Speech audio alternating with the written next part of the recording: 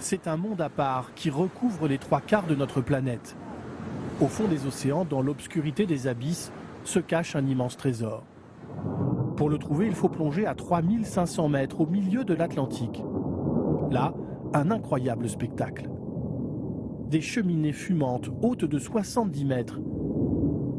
Des colonnes de soufre qui crachent leur panache d'eau chauffée à 350 degrés par les volcans sous-marins.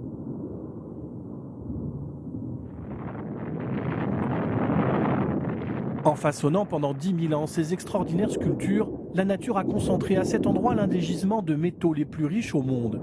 D'après les estimations, les sites connus contiendraient 150 millions de tonnes de cuivre, 10 ans de consommation mondiale. Encore plus profond, à 5000 mètres, des petites boules noires de 10 cm à perte de vue. Des nodules hyper concentrés en métaux. Il contiendrait 275 millions de tonnes de cuivre, 340 millions de tonnes de nickel et 78 millions de tonnes de cobalt, de quoi alimenter l'industrie pendant des dizaines d'années. Ces gisements, découverts depuis 1985, sont répartis dans tous les océans. Par exemple, des dizaines de permis d'exploration ont déjà été attribués dans le monde, ici en jaune. Mais la phase industrielle ne devrait commencer que dans ces deux zones en rouge. En Papouasie, depuis 15 ans, une entreprise canadienne se prépare à exploiter ces cheminées à 1700 mètres de profondeur. Après des années d'études, l'entreprise a mis au point un système ingénieux pour aller chercher et remonter le minerai. Une machine d'extraction téléguidée se pose au fond. Elle extrait le minerai. Puis une seconde machine le collecte et l'envoie par un gigantesque tuyau jusqu'au navire qui stationne en surface.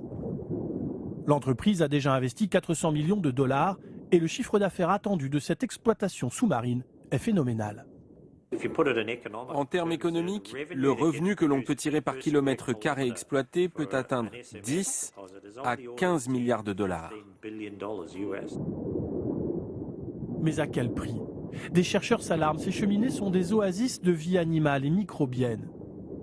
Regardez ces petits points blancs. En fait, ce sont des dizaines de millions de crevettes. Il y a aussi des moules, des vers, des crabes, des bactéries. À 3000 mètres de profondeur, tous vivent dans des conditions extrêmement hostiles. Température brûlante, acidité, métaux lourds. Pour les chercheurs français, une exploitation minière détruirait à coup sûr toute cette faune, des formes de vie pourtant riches en nouvelles molécules pour la recherche médicale.